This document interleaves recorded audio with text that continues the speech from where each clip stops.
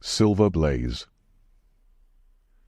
"I am afraid, Watson, that I shall have to go," said Holmes, as we sat down together to our breakfast one morning. "Go?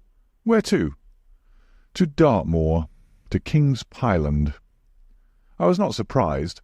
Indeed, my only wonder was that he had not already been mixed up in this extraordinary case, which was the one topic of conversation through the length and breadth of England. For a whole day my companion had rambled about the room with his chin upon his chest and his brows knitted, charging and recharging his pipe with the strongest black tobacco, and absolutely deaf to any of my questions or remarks. Fresh editions of every paper had been sent up by our newsagent, only to be glanced over and tossed down into a corner. Yet, silent as he was, I knew perfectly well what it was over which he was brooding.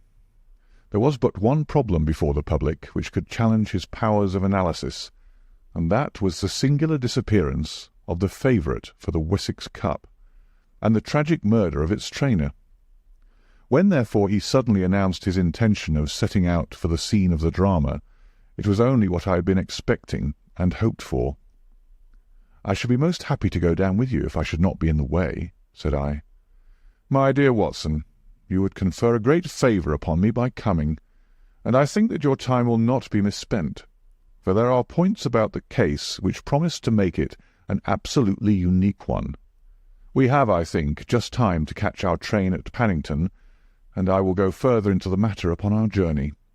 You would oblige me by bringing with you your very excellent field-glass." And so it happened that an hour or so later I found myself in the corner of a first-class carriage flying along en route for Exeter, while Sherlock Holmes, with his sharp, eager face framed in his ear-flapping travelling cap, dipped rapidly into the bundle of fresh papers which he had procured at Paddington. We had left Reading far behind us before he thrust the last one of them under the seat, and offered me his cigar-case. "We are going well," said he, looking out the window and glancing at his watch. "Our rate at present is 53.5 miles an hour." "I have not observed the quarter-mile posts," said I. "Nor have I, but the telegraph posts upon this line are 60 yards apart, and the calculation is a simple one. I presume that you have looked into this matter of the murder of John Straker and the disappearance of Silver Blaze?" "I've seen what the Telegraph and the Chronicle have to say." "It is one of those cases where the art of the reasoner should be used rather for the sifting of details than for the acquiring of fresh evidence. The tragedy has been so uncommon, so complete, and of such personal importance to so many people, that we are suffering from a plethora of surmise, conjecture, and hypothesis. The difficulty is to detach the framework of fact, of absolute undeniable fact, from the embellishments of theorists and reporters. Then, having established ourselves upon this sound basis, it is our duty to see what inferences may be drawn, and what are the special points upon which the whole mystery turns. On Tuesday evening I received telegrams from both Colonel Ross, the owner of the horse, and from Inspector Gregory, who is looking after the case, inviting my cooperation." "Tuesday evening?" I exclaimed. "This is Thursday morning. Why didn't you go down yesterday?" "Because I made a blunder, my dear Watson, which is, I am afraid, a more common occurrence than anyone would think who only knew me through your memoirs. The fact is that I could not believe it possible that the most remarkable horse in England could long remain concealed, especially in so sparsely inhabited a place as the north of Dartmoor. From hour to hour yesterday I expected to hear that he had been found, and that his abductor was the murderer of John Straker. When, however, another morning had come, and I found that beyond the arrest of young Fitzroy Simpson nothing had been done, I felt that it was time for me to take action. Yet in some ways I feel that yesterday has not been wasted." "You have formed a theory, then?" "At least I have got a grip of the essential facts of the case. I shall enumerate them to you, for nothing clears up a case so much as stating it to another person. And I can hardly expect your cooperation if I do not show you the position from which we start." I lay back against the cushions, puffing at my cigar, while Holmes, leaning forward with his long, thin forefinger, checking off the points upon the palm of his left hand, gave me a sketch of the events which had led to our journey.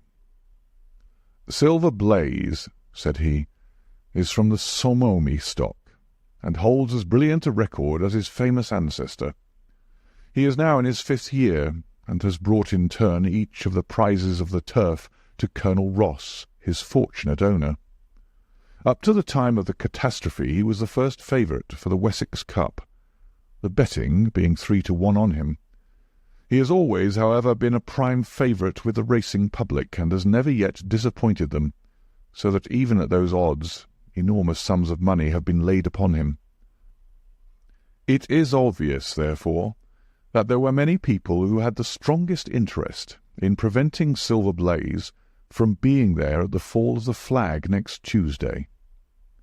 The fact was, of course, appreciated at King's Pyland, where the Colonel's training stable is situated. Every precaution was taken to guard the favourite. The trainer, John Straker, is a retired jockey who rode in Colonel Ross's colours before he became too heavy for the weighing chair. He has served the Colonel for 5 years as jockey and for 7 as trainer, and has always shown himself to be a zealous and honest servant. Under him were 3 lads, for the establishment was a small one, containing only 4 horses in all. One of these lads sat up each night in the stable, while the others slept in the loft. All 3 bore excellent characters. John Straker, who is a married man, lived in a small villa about 200 yards from the stables. He has no children, keeps 1 maidservant, and is comfortably off. The country round is very lonely, but about half a mile to the north there is a small cluster of villas which have been built by a Tavistock contractor for the use of invalids and others who may wish to enjoy the pure Dartmoor air. Tavistock itself lies 2 miles to the west, while across the moor, also about 2 miles distant, is the larger training establishment of Mapleton, which belongs to Lord Backwater, and is managed by Silas Brown. In every other direction the moor is a complete wilderness, inhabited only by a few roaming gipsies. Such was the general situation last Monday night, when the catastrophe occurred. On that evening the horses had been exercised and watered as usual, and the stables were locked up at 9 o'clock. 2 of the lads walked up to Trainer's house, where they had supper in the kitchen, while the third, Ned Hunter, remained on guard. At a few minutes after 9, the maid, Edith Baxter, carried down to the stables his supper, which consisted of a dish of curried mutton. She took no liquid, as there was a water-tap in the stables, and it was the rule that the lad on duty should drink nothing else. The maid carried a lantern with her, as it was very dark, and the path ran across the open moor. Edith Baxter was within 30 yards of the stables when a man appeared out of the darkness and called to her to stop. As he stepped into the circle of yellow light thrown by the lantern, she saw that he was a person of gentlemanly bearing, dressed in a grey suit of tweeds with a cloth cap. He wore gaiters and carried a heavy stick with a knob to it. She was most impressed, however, by the extreme pallor of his face and by the nervousness of his manner. His age, she thought, would be rather over 30 than under it. "Can you tell me where I am?" he asked. "I had almost made up my mind to sleep on the moor when I saw the light of your lantern." "You are close to the King's Pyland training stables," said she. "Oh, indeed. What a stroke of luck!" he cried. "I understand that a stable-boy sleeps there alone every night. Perhaps that is his supper which you are carrying to him. Now I am sure that you would not be too proud to earn the price of a new dress, would you?" He took a piece of white paper folded up out of his waistcoat pocket. "See that the boy has this tonight, and you shall have the prettiest frock that money can buy." She was frightened by the earnestness of his manner, and ran past him to the window through which she was accustomed to hand the meals. It was already opened, and Hunter was seated at the small table inside. She had begun to tell him of what had happened when the stranger came up again. "Good evening," said he, looking through the window. "I wanted to have a word with you." The girl has sworn that as he spoke she noticed the corner of the little paper packet protruding from his closed hand. "What business have you here?" asked the lad. "It's business that may put something into your pocket," said the other. "You've 2 horses in for the Wessex Cup, Silver Blaze and Bayard. Let me have the straight tip, and you won't be a loser. Is it a fact that at the weights Bayard could give the other 100 yards in 5 furlongs, and that the stable have put their money on him?" "So you're one of those damned touts," cried the lad. "I'll show you how we serve them in King's Pyland." He sprang up and rushed across the stable to unloose the dog. The girl fled away to the house, but as she ran, she looked back and saw that the stranger was leaning through the window. A minute later, however, when Hunter rushed out with the hound, he was gone, and though he ran all round the buildings, he failed to find any trace of him. "One moment," I asked. "Did the stable-boy, when he ran out with the dog, leave the door unlocked behind him?" "Excellent, Watson, excellent," murmured my companion. The importance of the point struck me so forcibly that I sent a special wire to Dartmoor yesterday to clear the matter up. The boy locked the door before he left it. The window, I may add, was not large enough for a man to get through. Hunter waited until his fellow grooms had returned, when he sent a message to the trainer and told him what had occurred. Straker was excited at hearing the account, although he does not seem to have quite realized its true significance. It left him, however, vaguely uneasy, and Mrs. Straker, waking at 1 in the morning, found that he was dressing. In reply to her inquiries, he said that he could not sleep on account of his anxiety about the horses, and that he intended to walk down to the stables to see that all was well. She begged him to remain at home, as she could hear the rain pattering against the window, but in spite of her entreaties, he pulled on his large mackintosh and left the house. Mrs. Straker awoke at 7 in the morning to find that her husband had not yet returned. She dressed herself hastily, called the maid, and set off for the stables. The door was open. Inside, huddled together upon a chair, Hunter was sunk in a state of absolute stupor. The favourite stall was empty, and there were no signs of his trainer. The 2 lads who slept in the chaff-cutting loft above the harness-room were quickly aroused. They had heard nothing during the night, for they are both sound sleepers. Hunter was obviously under the influence of some powerful drug, and as no sense could be got out of him, he was left to sleep it off while the 2 lads and the 2 women ran out in search of the absentees. They still had hopes that the trainer had for some reason taken out the horse for early exercise, but on ascending the knoll near the house, from which all the neighbouring moors were visible, they not only could see no signs of the missing favourite, but they perceived something which warned them that they were in the presence of a tragedy. About a quarter of a mile from the stables, John Straker's overcoat was flapping from a furze bush. Immediately beyond, there was a bowl-shaped depression in the moor, and at the bottom of this was found the dead body of the unfortunate trainer. His head had been shattered by a savage blow from some heavy weapon, and he was wounded on the thigh, where there was a long, clean cut, inflicted evidently by some very sharp instrument. It was clear, however, that Straker had defended himself vigorously against his assailants, for in his right hand he held a small knife, which was clotted with blood up to the handle, while in his left he clasped a red and black silk cravat, which was recognized by the maid as having been worn on the preceding evening by the stranger who had visited the stables. Hunter, on recovering from his stupor, was also quite positive as to the ownership of the cravat. He was equally certain that the same stranger had, while standing at the window, drugged his curried mutton, and so deprived the stables of their watchman. As to the missing horse, there were abundant proofs in the mud which lay at the bottom of the fatal hollow that he had been there at the time of the struggle. But from that morning he has disappeared, and although a large reward has been offered, and all the gypsies of Dartmoor are on the alert. No news has come of him.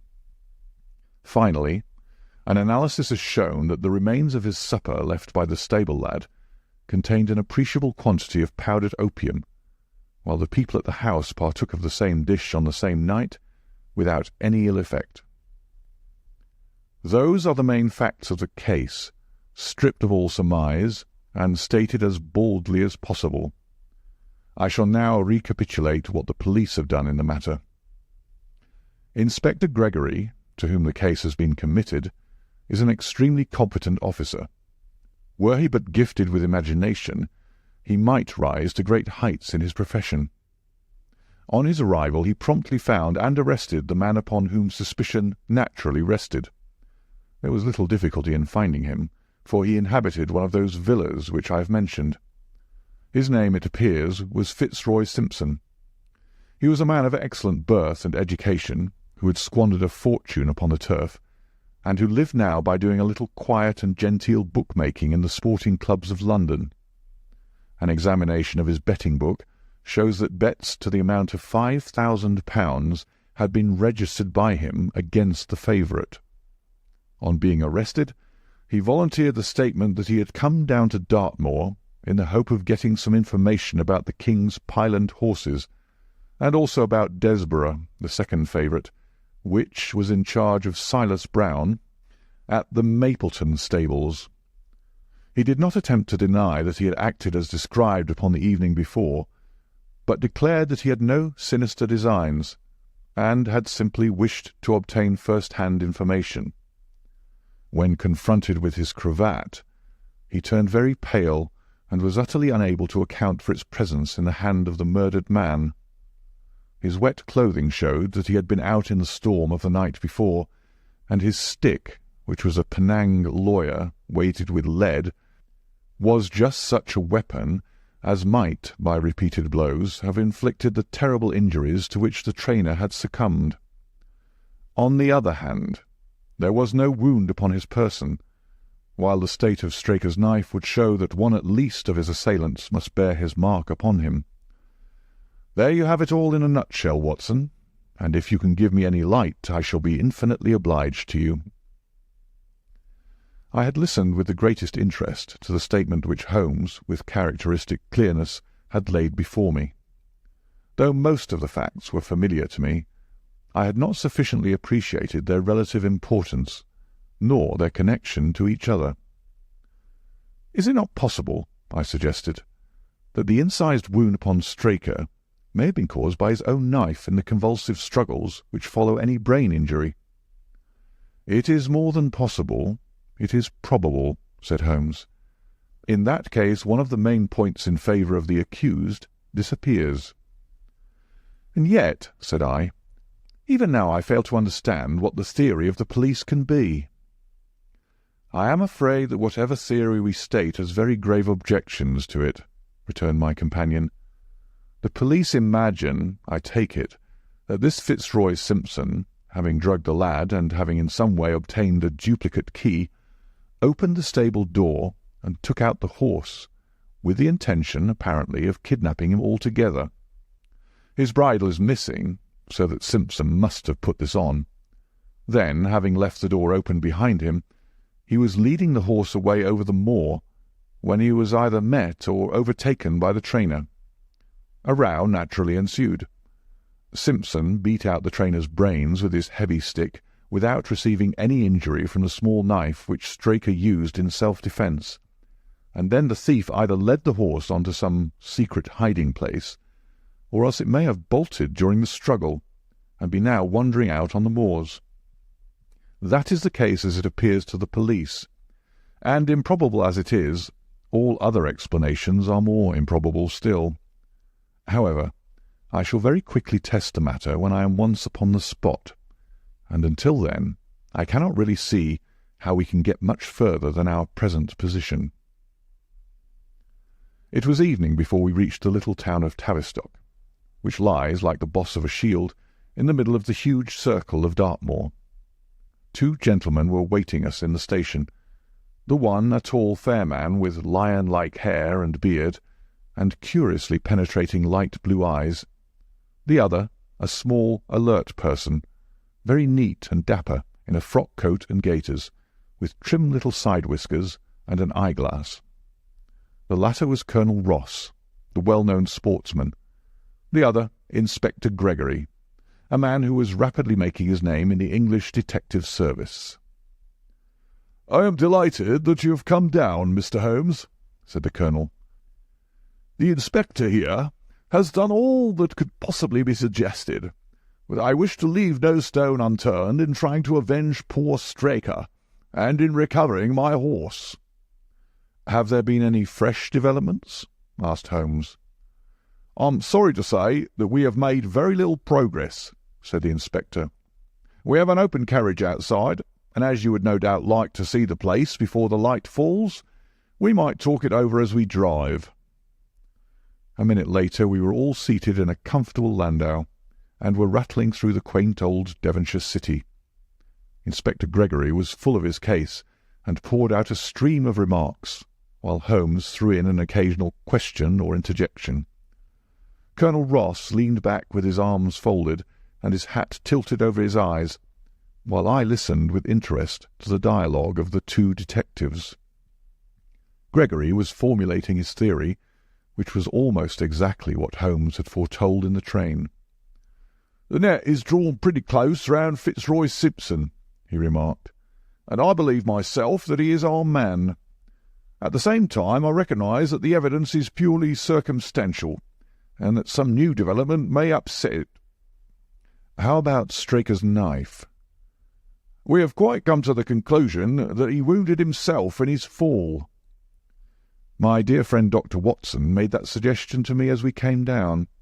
If so, it would tell against this man Simpson." "Undoubtedly. He has neither a knife nor any sign of a wound. The evidence against him is certainly very strong. He had a great interest in the disappearance of the favourite. He lies under suspicion of having poisoned the stable-boy. He was undoubtedly out in the storm. He was armed with a heavy stick, and his cravat was found in the dead man's hand. I really think we have enough to go before a jury." Holmes shook his head. "A clever counsel would tear it all to rags," said he. "Why should he take the horse out of the stable? If he wished to injure it, why could he not do it there? Has a duplicate key been found in his possession? What chemist sold him the powdered opium? Above all, where could he, a stranger to the district, hide a horse, and such a horse as this? What is his own explanation as to the paper which he wished the maid to give to the stable-boy?" "He says that it was a £10 note. One was found in his purse. But your other difficulties are not so formidable as they seem. He is not a stranger to the district. He has twice lodged at Tavistock in the summer. The opium was probably brought from London. The key, having served its purpose, would be hurled away. The horse may be at the bottom of one of the pits or old mines upon the moor." "What does he say about the cravat?" "He acknowledges that it is his, and declares that he had lost it. But a new element has been introduced into the case, which may account for his leading the horse from the stable." Holmes pricked up his ears. "We have found traces which show that a party of gipsies encamped on Monday night within a mile of the spot where the murder took place. On Tuesday they were gone. Now, presuming that there was some understanding between Simpson and these gipsies, might he not have been leading the horse to them when he was overtaken, and may they not have him now?" "It is certainly possible." "The moor is being scoured for these gipsies. I have also examined every stable and outhouse in Tavistock, and for a radius of 10 miles. "There is another training stable quite close, I understand." "Yes, and that is a factor which we must certainly not neglect.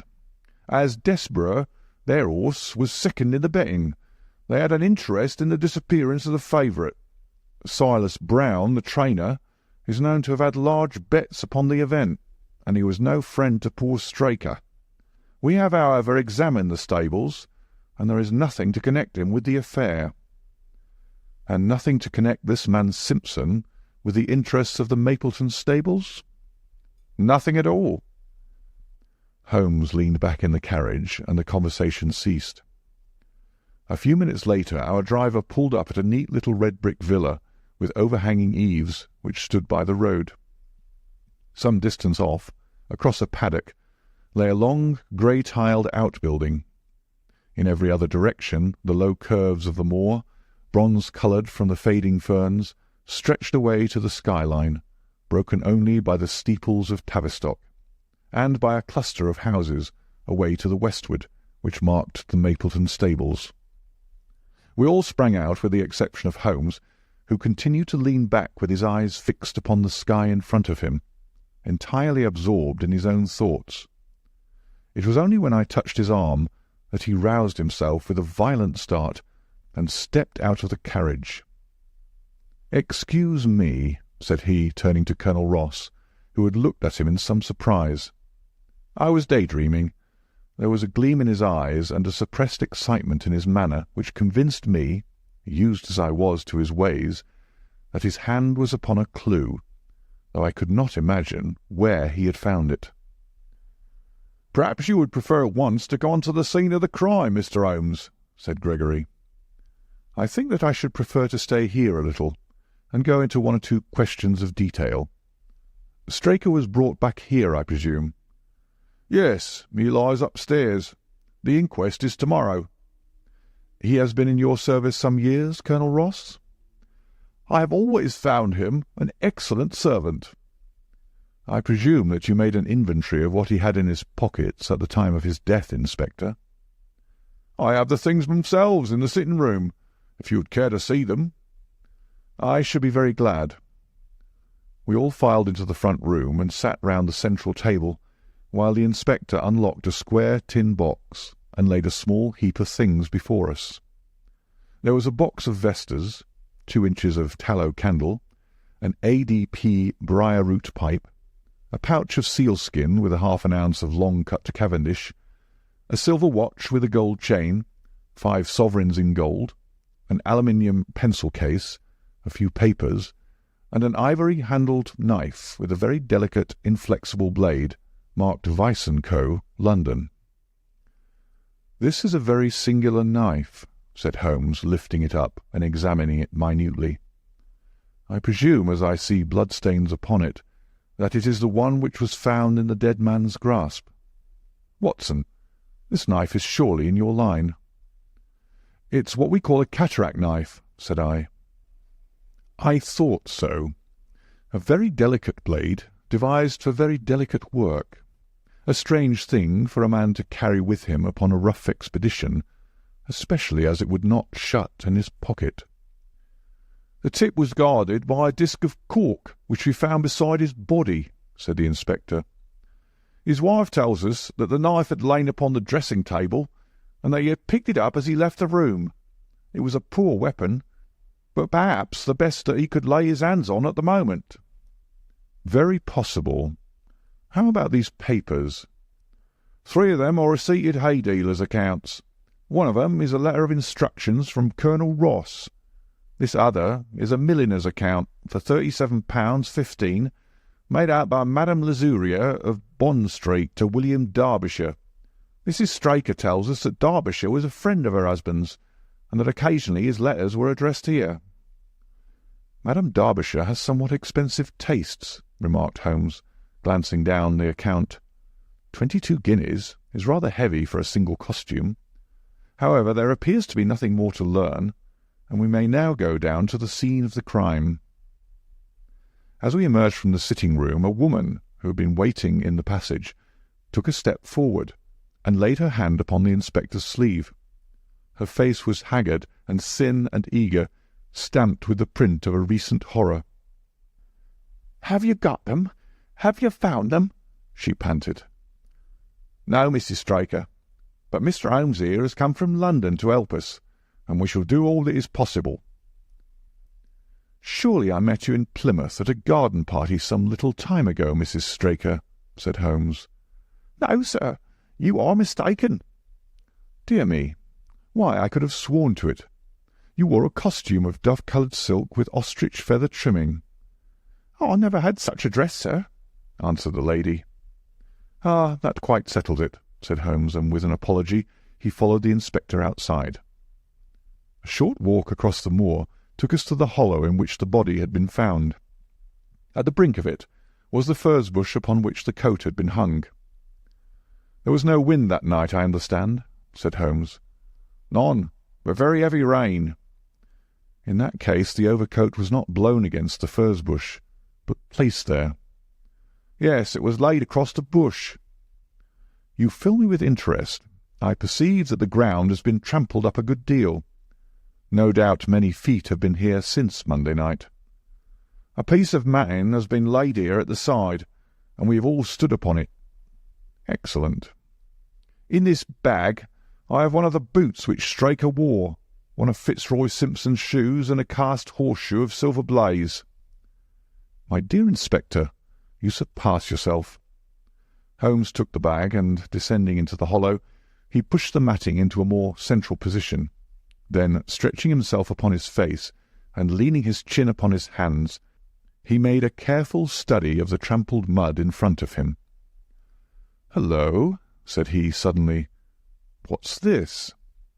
It was a wax vesta, half burned, which was so coated with mud that it looked at first like a little chip of wood. "I cannot think how I came to overlook it," said the inspector with an expression of annoyance. "It was invisible, buried in the mud. I only saw it because I was looking for it." "What? You expected to find it?" "I thought it not unlikely." He took the boots from the bag and compared the impressions of each of them with marks upon the ground. Then he clambered up to the rim of the hollow and crawled about among the ferns and bushes. "I'm afraid that there are no more tracks," said the inspector.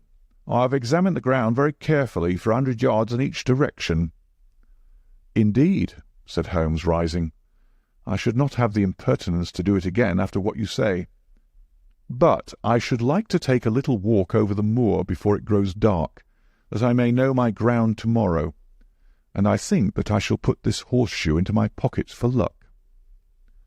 Colonel Ross, who had shown some signs of impatience at my companion's quiet and systematic method of work, glanced at his watch. "I wish you would come back with me, Inspector," said he. "There are several points on which I should like your advice, and especially as to whether we do not owe it to the public to remove our horse's name from the entries for the Cup." "Certainly not," cried Holmes with decision. "I should let the name stand." The colonel bowed. "I am very glad to have had your opinion, sir," said he. "You will find us at poor Straker's house when you have finished your walk, and we can drive together into Tavistock." He turned back with the inspector, while Holmes and I walked slowly across the moor. The sun was beginning to sink behind the stables of Mapleton, and the long sloping plain in front of us was tinged with gold, deepening into rich ruddy browns where the faded ferns and brambles caught the evening light. But the glories of the landscape were all wasted upon my companion, who was sunk in the deepest thought. "It's this way, Watson," said he at last. "We may leave the question of who killed John Straker for the instant, and confine ourselves to finding out what has become of the horse. Now, supposing that he broke away during or after the tragedy, where could he have gone to? The horse is a very gregarious creature.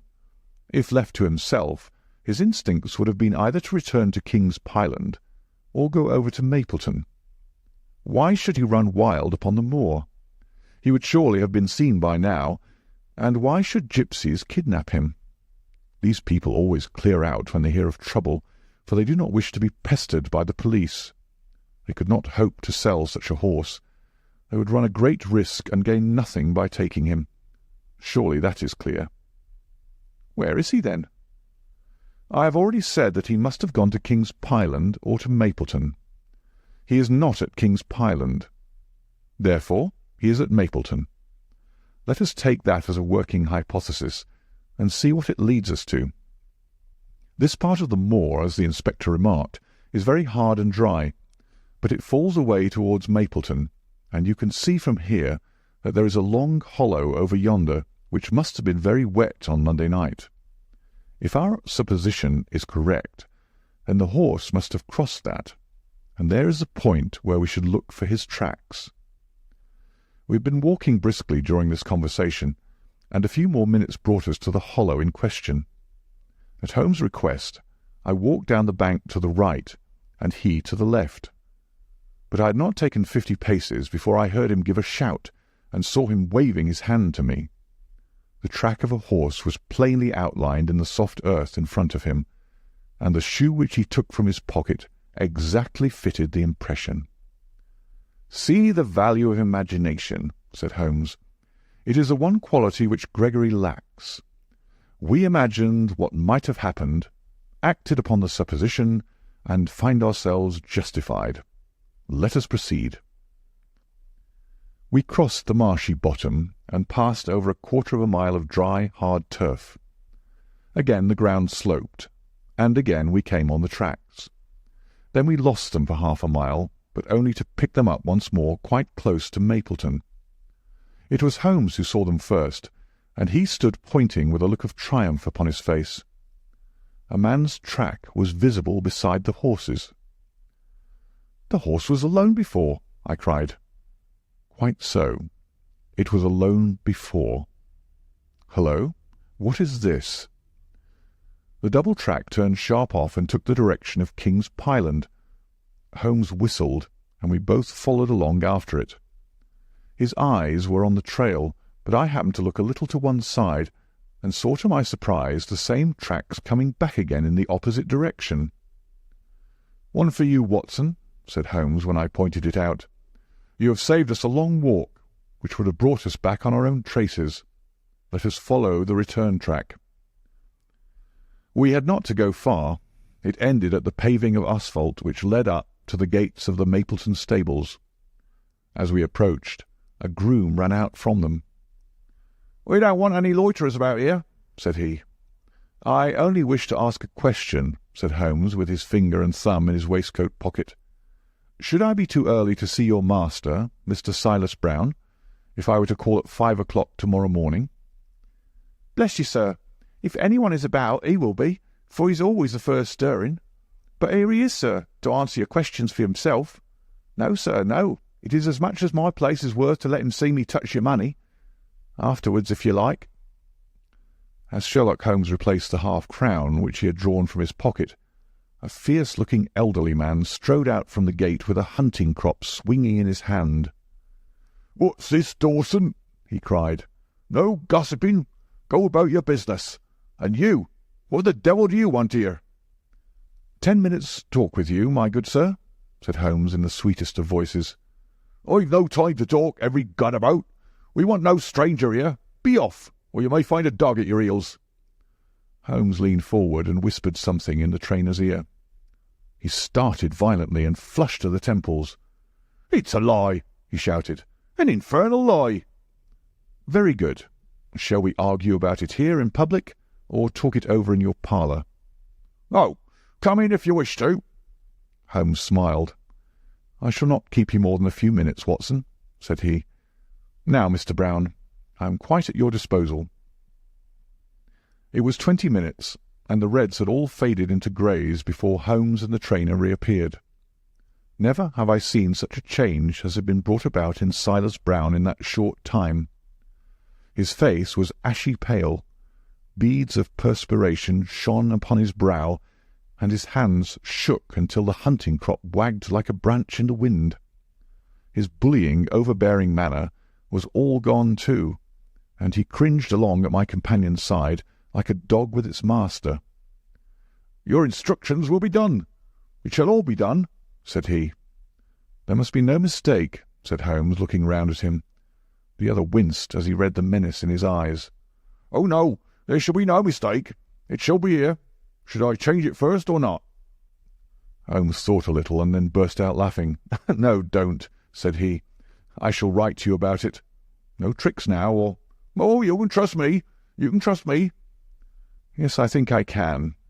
Well, you shall hear from me tomorrow." He turned upon his heel, disregarding the trembling hand which the other held out to him, and we set off for King's Pyland.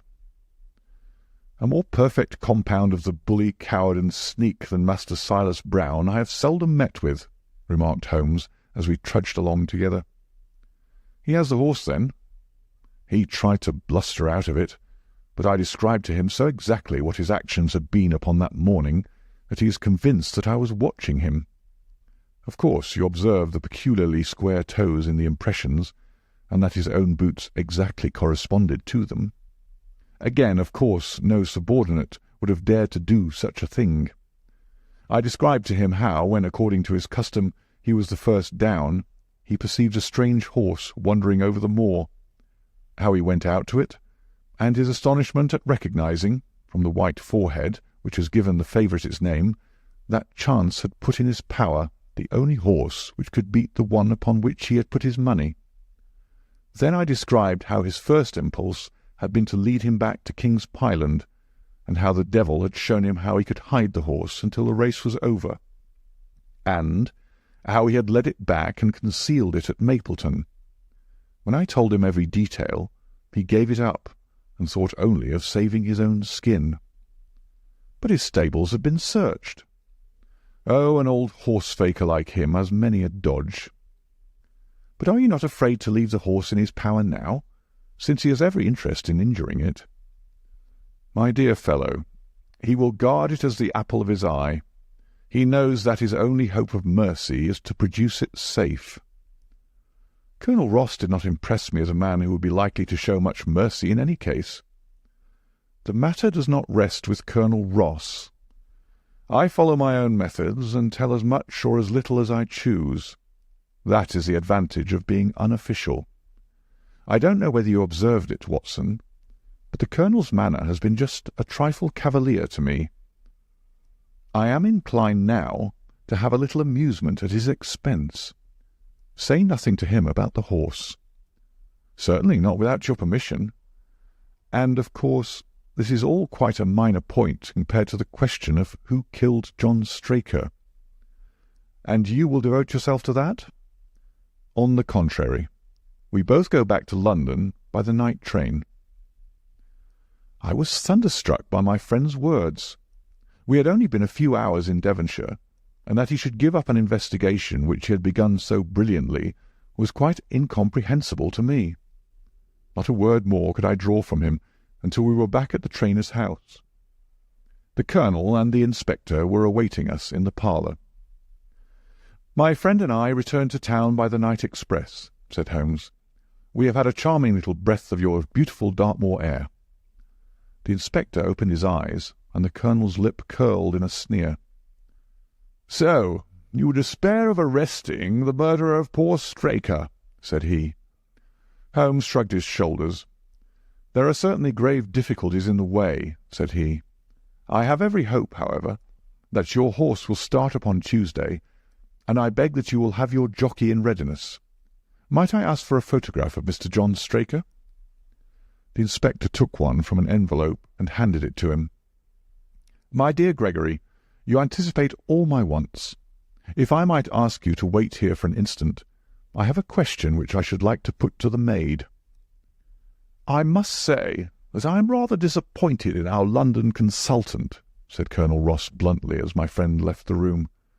"I do not see that we are any further than when he came." "At least you have his assurance that your horse will run," said I. "Yes, I have his assurance," said the Colonel with a shrug of his shoulders. "I should prefer to have the horse." I was about to make some reply in defence of my friend when he entered the room again. "Now, gentlemen," he said, "I am quite ready for Tavistock." As we stepped into the carriage, one of the stable lads held the door open for us.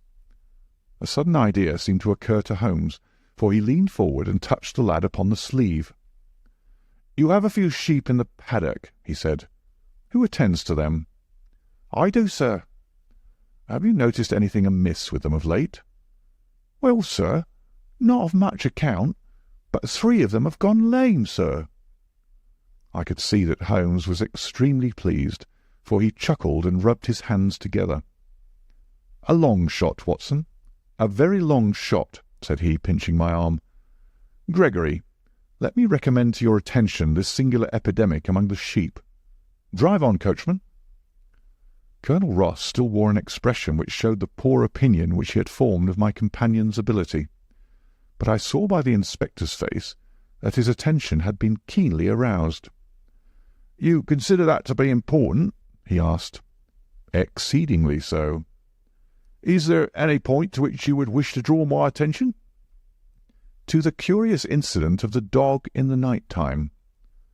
"The dog did nothing in the night-time." "That was the curious incident," remarked Sherlock Holmes. 4 days later Holmes and I were again in the train, bound for Winchester, to see the race for the Wessex Cup. Colonel Ross met us by appointment outside the station, and we drove in his drag to the course beyond the town. His face was grave, and his manner was cold in the extreme. "I have seen nothing of my horse," said he. "I suppose that you would know him when you saw him?" asked Holmes.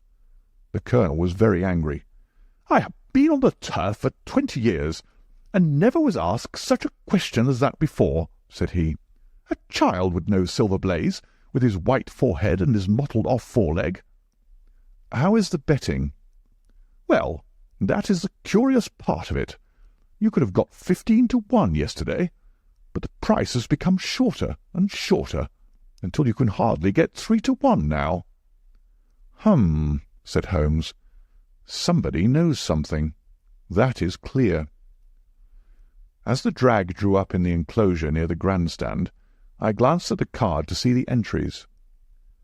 "Wessex Plate," it ran, 50 sovs each, H feet, with 1,000 sovs added for 4 and 5-year-olds. Second L300, third L200, new course, 1 mile and 5 furlongs. Mr. Heath Newton's The Negro, red cap, cinnamon jacket. Colonel Wardlaw's Pugilist, pink cap, blue and black jacket. Lord Backwater's Desborough, yellow cap and sleeves. Colonel Ross's Silver Blaze, black cap, red jacket. Duke of Balmoral's Iris, yellow and black stripes. Lord Singleford's Rasper, purple cap, black sleeves." "We scratched our other one, and put all our hopes on your word," said the Colonel. "Why, what is that? Silver Blaze favourite?" 5 to 4 against Silver Blaze," roared the ring. 5 to 4 against Silver Blaze. 5 to 15 against Desborough. 5 to 4 on the field." "There are the numbers up," I cried. "They are all 6 there." "All 6 there? Then my horse is running," cried the Colonel in great agitation. "But I don't see him. My colours have not passed." "Only 5 have passed. This must be he." As I spoke, a powerful bay horse swept out from the weighing enclosure and cantered past us, bearing on its back the well-known black and red of the Colonel. "That's not my horse," cried the owner. "That beast has not a white hair upon its body. What is this that you have done, Mr. Holmes?" "Well, well, let us see how he gets on," said my friend imperturbably. For a few minutes he gazed through my field-glass. "Capital! An excellent start," he cried suddenly. "There they are, coming round the curve." From our drag we had a superb view as they came up the straight. The 6 horses were so close together that a carpet could have covered them. But half-way up, the yellow of the Mapleton stable showed to the front. Before they reached us, however, Desborough's bolt was shot, and the Colonel's horse, coming away with a rush, passed the post a good 6 lengths before its rival, the Duke of Balmoral's Iris, making a bad third. "It's my race, anyhow," gasped the Colonel, passing his hand over his eyes. "I confess that I can make neither head nor tail of it. Don't you think that you've kept up your mystery long enough, Mr. Holmes?" "Certainly, Colonel. You shall know everything. Let us all go round and have a look at the horse together. Here he is," he continued, as we made our way into the weighing enclosure, where only owners and their friends find admittance. "You have only to wash his face and his leg in the spirits of wine, and you will find that he is the same old Silver Blaze as ever." "You take my breath away." "I found him in the hands of a faker, and took the liberty of running him just as he was sent over."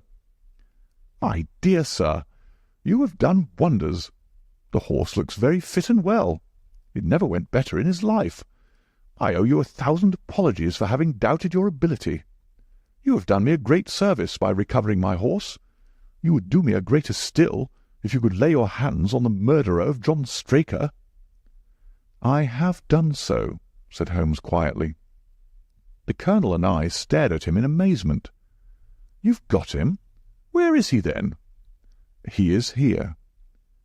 "Here? Where?" "In my company at the present moment." The Colonel flushed angrily.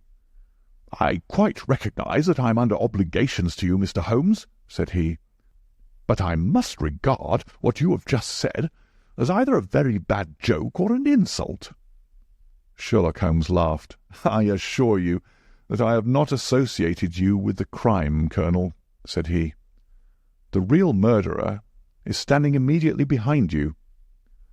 He stepped past and laid his hand upon the glossy neck of the thoroughbred. "The horse?" cried both the Colonel and myself. "Yes, the horse.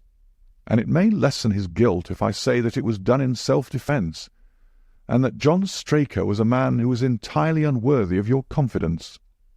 But there goes the bell, and as I stand to win a little on this next race, I shall defer a lengthy explanation until a more fitting time." We had the corner of a Pullman car to ourselves that evening as we whirled back to London, and I fancy that the journey was a short one to Colonel Ross, as well as to myself, as we listened to our companion's narrative of the events which had occurred at the Dartmoor training stables upon the Monday night, and the means by which he had unravelled them. "I confess," said he, "that any theories which I had formed from the newspaper reports were entirely erroneous, and yet there were indications there, had they not been overlaid by other details which concealed their true import. I went to Devonshire with the conviction that Fitzroy Simpson was the true culprit, although, of course, I saw that the evidence against him was by no means complete. It was while I was in the carriage, just as we reached the trainer's house, that the immense significance of the curried mutton occurred to me.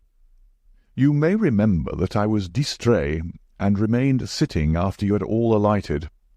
I was marvelling in my own mind how I could possibly have overlooked so obvious a clue. "I confess," said the Colonel, "that even now I cannot see how it helps us." "It was the first link in my chain of reasoning. Powdered opium is by no means tasteless. The flavour is not disagreeable, but it is perceptible. Were it mixed with any ordinary dish, the eater would undoubtedly detect it, and would probably eat no more. A curry was exactly the medium which would disguise this taste.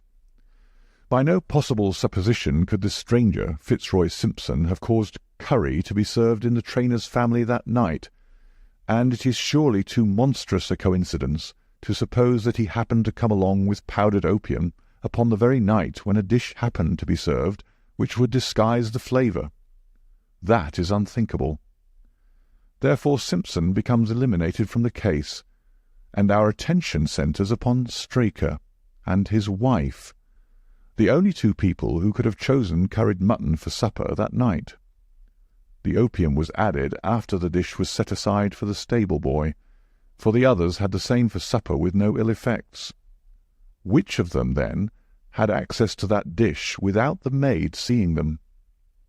Before deciding that question, I had grasped the significance of the silence of the dog, for one true inference invariably suggests others.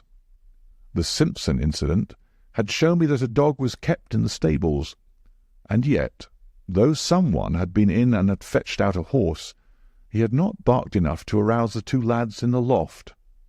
Obviously, the midnight visitor was someone whom the dog knew well. I was already convinced, or almost convinced, that John Straker went down to the stables in the dead of the night and took out Silver Blaze. For what purpose? For a dishonest one, obviously, or why should he drug his own stable-boy? And yet I was at a loss to know why. There have been cases before now where trainers have made sure of great sums of money by laying against their own horses through agents, and then preventing them from winning by fraud. Sometimes it is a pulling jockey. Sometimes it is some surer and subtler means. What was it here? I hoped that the contents of his pockets might help me to form a conclusion. And they did so. You cannot have forgotten the singular knife which was found in the dead man's hand. A knife which certainly no sane man would choose for a weapon. It was, as Dr. Watson told us, a form of knife which is used for the most delicate operations known in surgery. And it was to be used for a delicate operation that night. You must know, with your wide experience of turf matters, Colonel Ross, that it is possible to make a slight nick upon the tendons of a horse's ham, and to do it subcutaneously, so as to leave absolutely no trace. A horse so treated would develop a slight lameness, which would be put down to a strain in exercise or a touch of rheumatism, but never to foul play. "Villain! Scoundrel!" cried the Colonel. We have here the explanation of why John Straker wished to take the horse out onto the moor. So spirited a creature would have certainly roused the soundest of sleepers when it felt the prick of the knife. It was absolutely necessary to do it in the open air. "I have been blind," cried the Colonel.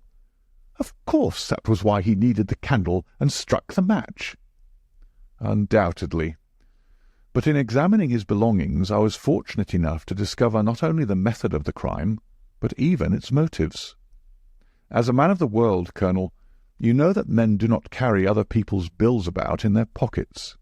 We have, most of us, quite enough to do to settle our own. I at once concluded that Straker was leading a double life, and keeping a second establishment.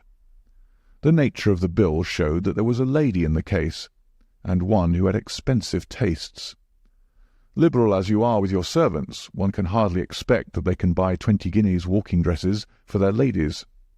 I questioned Mrs. Straker as to the dress without her knowing it, and having satisfied myself that it had never reached her, I made a note of the milliner's address, and felt that by calling there with Straker's photograph I could easily dispose of the mythical Derbyshire.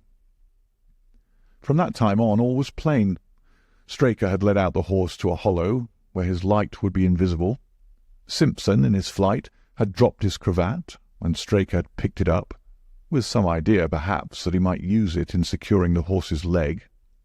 Once in the hollow, he had got behind the horse and had struck a light. But the creature, frightened at the sudden glare, and with the strange instinct of animals feeling that some mischief was intended, had lashed out, and the steel shoe had struck Straker full on the forehead. He had already, in spite of the rain, taken off his overcoat in order to do his delicate task, and so, as he fell, his knife gashed his thigh. Do I make it clear? "Wonderful!" cried the Colonel. "Wonderful! You might have been there." My final shot was, I confess, a very long one. It struck me that so astute a man as Straker would not undertake this delicate tender-nicking without a little practice. What could he practise on? My eyes fell upon the sheep, and I asked a question which, rather to my surprise, showed that my surmise was correct. When I returned to London, I called upon the milliner, who had recognized Straker as an excellent customer of the name of Derbyshire, who had a very dashing wife, with a strong partiality for expensive dresses. I have no doubt that this woman had plunged him over head and ears in debt, and so led him into this miserable plot. "You have explained all but one thing," cried the Colonel. "Where was the horse?" "Ah, it bolted, and was cared for by one of your neighbours. We must have an amnesty in that direction, I think. This is Clapham Junction, if I am not mistaken, and we shall be in Victoria in less than 10 minutes. If you care to smoke a cigar in our rooms, Colonel, I shall be happy to give you any other details which might interest you." End of Silver Blaze.